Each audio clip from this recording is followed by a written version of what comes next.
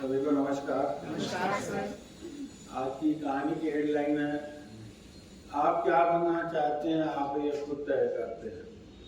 काफ़ी अच्छा मोटिवेशन है, यहाँ से सुनिए। कहा लकड़ी काटने के लिए, लकड़ी काट रहा था तो उन्होंने एक लोमड़ी को देखा जिसके 2 पैर नहीं थे, 4 में से 2 पैर नहीं था।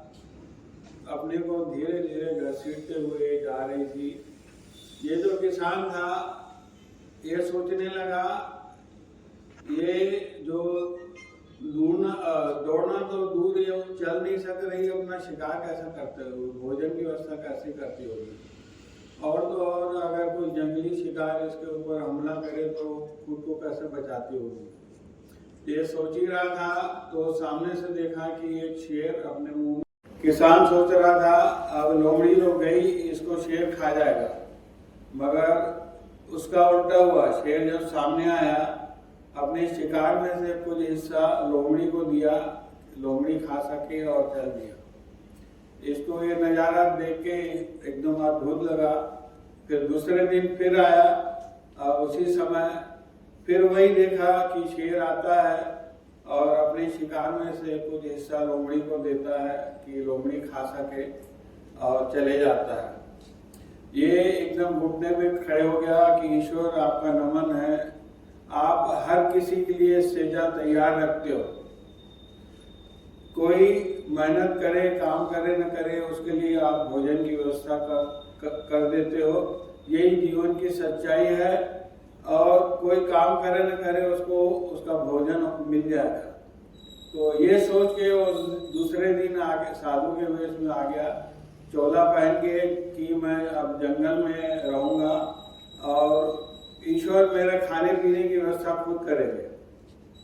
आके वो तपस्या करने लगा। 2 दिन 4 दिन हफ्ता कई दिन बीत गए, खाने पीने की व्यवस्था नहीं हुई, मरे जैसे हालत हो गई। जब मरे जैसे हालत हो गई, उठा वो चलने लगा।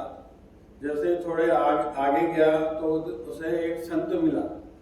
संत ने उसकी हालत देख के पूछा, ये क्या हुआ भाई। तो बोलने की हालत में तो था नहीं। संत ने उसे बिठाया, पानी वानी पिलाया, कुछ भोजन कराया, उसके पास था तो बोलने की हालत में आया। उन्होंने पूरी लोमड़ी और शेर की कहानी बता दी।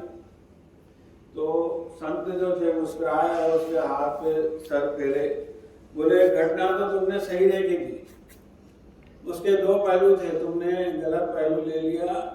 ईश्वर हमें शेर की तरह बनाना चाहता है कि तुम लोगों की मदद करो, भूखों को भोजन दो, मगर तुमने उल्टी दूसरी सोच ले ली। उस दिन किसान को रियलाइज हुआ और उन्होंने भी सोचा कि मैंने जो निर्णय लिए गलत था।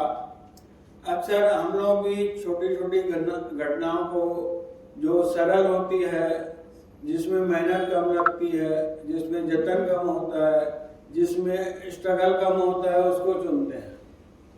आप ये सोचिए, ईश्वर ने आपको किन क्षमताओं के साथ पैदा किया है। अगर आपको क्षमताएं दी हैं तो एक मकसद भी दिया है उसके लिए कि आप लोगों के लिए भला करे, अच्छा करे। धन्यवाद।